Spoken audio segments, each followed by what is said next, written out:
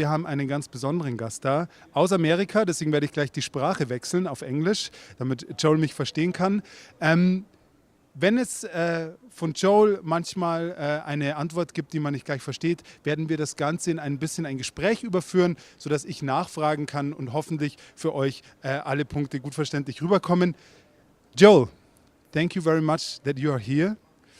Happy to be here. Yeah, you came all the way from America, and I would like you to introduce yourself to our audience because I can tell you're a big number over there. I don't know about that, but thank you for that. My name is Joel Sucherman, and I'm the Senior Director for Digital Products at NPR, National Public Radio, which is the National Public Radio of the United States, based in Washington, D.C. We have about 270 member stations across the country, small markets and large markets, and produce a lot of news content throughout the day. I just been there when you were talking on the stage, you did the keynote actually, and you were talking about radio and how it changed.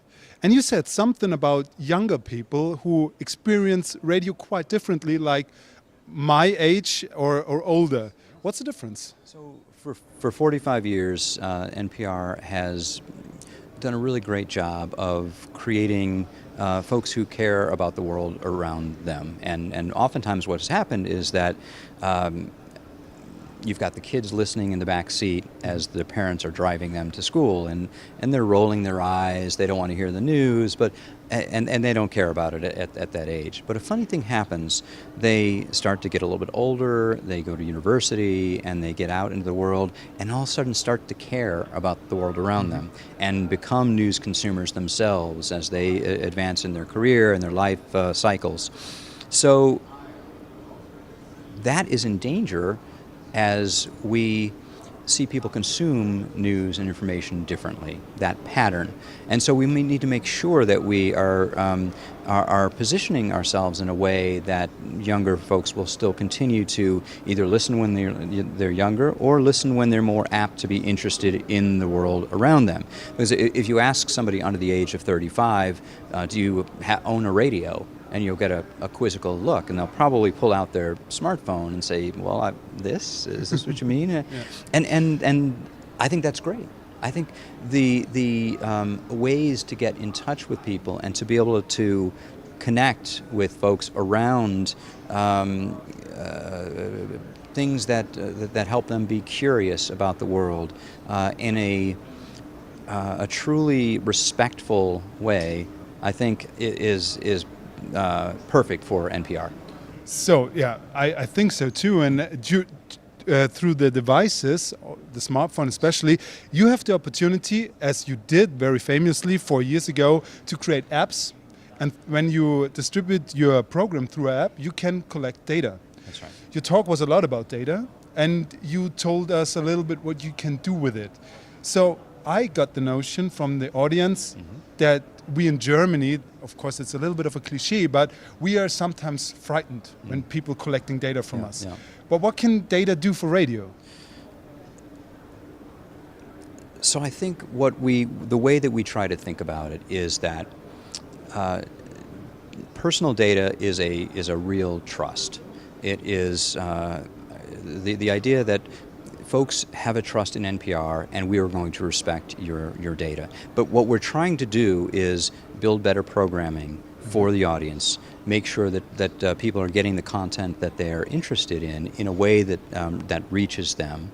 And so we started to look at the trends in the world around us, right? On demand, atomized content, the fact that segments were the atoms of the content. Atomized means very small portions of the content. That's right, exactly. Yeah. So the idea that a late night comedy show, you might not stay up really late to watch that show and watch the entire thing, but you might have seen on YouTube a very small segment of that. More people have seen it on YouTube, in fact, than actually probably experienced it when the broadcast show was live. So we think about a 2-hour radio program like Morning Edition, and we think about each one of the little stories in it is its own atom, right? And if we think about the lessons from Netflix and Amazon and HBO Go, that that no longer is the world ruled by a 60-minute radio broadcast clock, but it starts when I want it to start. So when I get in my car, why do I have to wait for 15 or 20 minutes to get to the next top or bottom of the hour to get to the next newscast? Why can't it start right when I want it to start? And that's the idea behind NPR One. It's about on demand, it's about personalization, it's about national and local information tied together, it's about discovering content and personalization in a way that doesn't put you in a filter bubble, but actually starts to understand what you like and presents in a serendipitous fashion. Okay, but what does this mean on the other side? Yes. Because you're content creators. Yes. Now you get the data. That's you right. know what the people like. They can have it in small portions, whatever they want to have.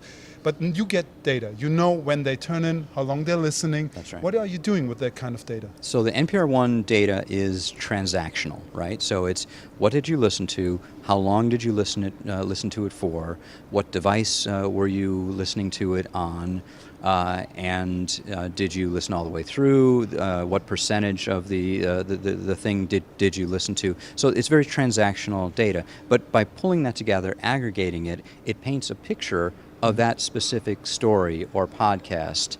So we'll know, for example, if everybody tunes out of a podcast 60 seconds into it, we can go back and listen to that and see what happened at that 60-second mark, right? And why were people tuning out? And which is a very real example with our NPR Politics podcast. We realized that in the piloting phase of the show, people were tuning out after 60 seconds, and we realized that it was because it was a roundtable show and it was taking so long for people to introduce them, the participants to introduce themselves, that they didn't get into the content. So we said, all right, let's change it up. Let's put the content up first, and then it became a big hit. People loved the show. Okay. So it's audience data, and it is programming data. And you also need interpretation. So you That's right. got back to the tape, looked at it or listened to it, That's and right. said, okay, that's the reason. So a machine cannot do all the work. That's right. But you can use the data to make sense of it. Right. Very good. So my question is, to be able to actually do this, Yes. you need the data, you need somebody to process it and to actually present it in a way that you can learn from it. Yes. I heard people who can do this are called data scientists. How many do you employ? So it's a good question. We have one data scientist on staff, and then we have another data analyst, and then we have an executive producer for the app on the editorial side of the house, and the three of them sort of combine to paint the story, right? So we think of ourselves as storytellers at NPR, and with every listening experience, the audience tells us a story, and so we need to listen.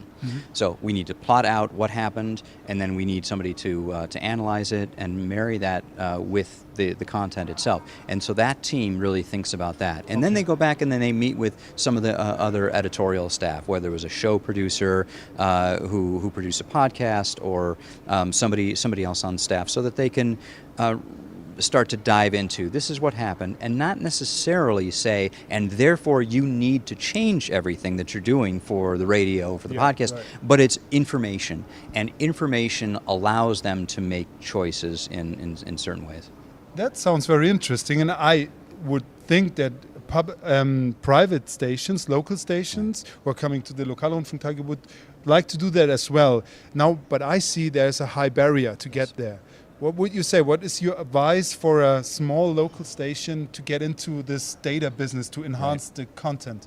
So clearly in building out NPR One, we have put a lot of time, money, teams into the process. But it's really instructive to know that it started as sort of a hackathon kind of project with a couple of folks saying, what might it look like if we mixed up all of the stories of a show and you treat them as ping pong balls, and you like bingo balls, and you pull out a bingo ball here, and then you pull one out here, and thinking about it in a different way is kind of a randomizer that allowed people to skip and to advance to the next story, to pause, to put the control in their own hands. So it started out at a very small scale, and we started then collecting some data.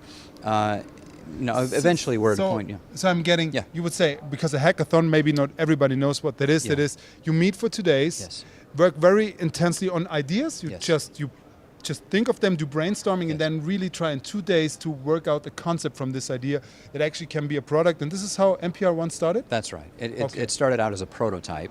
And from there, we started to develop it a little bit more, and then we went back to the drawing board and said, all right, well, let's do a paper prototype and on what we know now after what we've learned. And what we learned was that a pure randomizer of stories didn't make sense.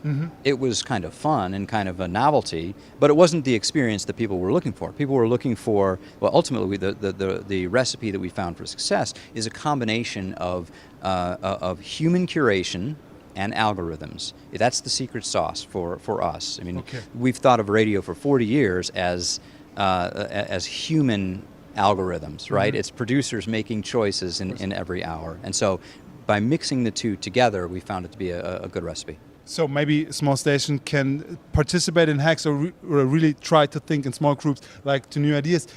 The other thing is, when you have an app, let's say, and you say, I have just a small sample size. I only have 150 people to actually use my app. Is that enough to already learn something? Absolutely. The first step is just start collecting data. Just start understanding what you have, and as you do that, you'll cry out for more. You'll want more, and figure out how you can get it. So it doesn't have to be a super huge production. Just figure what's the data available to me right now. If a station is involved in the radio player project, for example, find out what data is there and what is it. What do they have the capability to look for, and then push for more.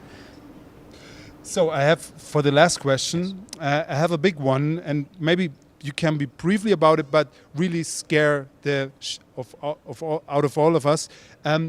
Alexa has come to the household, especially in America, but it's also coming to Germany. 11 million was the number roughly. Is this a game changer for radio?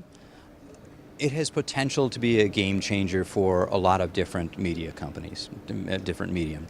So for radio, we're at a point in time where, again, younger folks may not have their own radio, and older folks, some have maybe thrown out their radios from their garage and their kitchen, and almost overnight, you have whatever the number is, 10, 11, 12 million big black cones that have shown up in people's homes that have the power to bring your radio station into their home.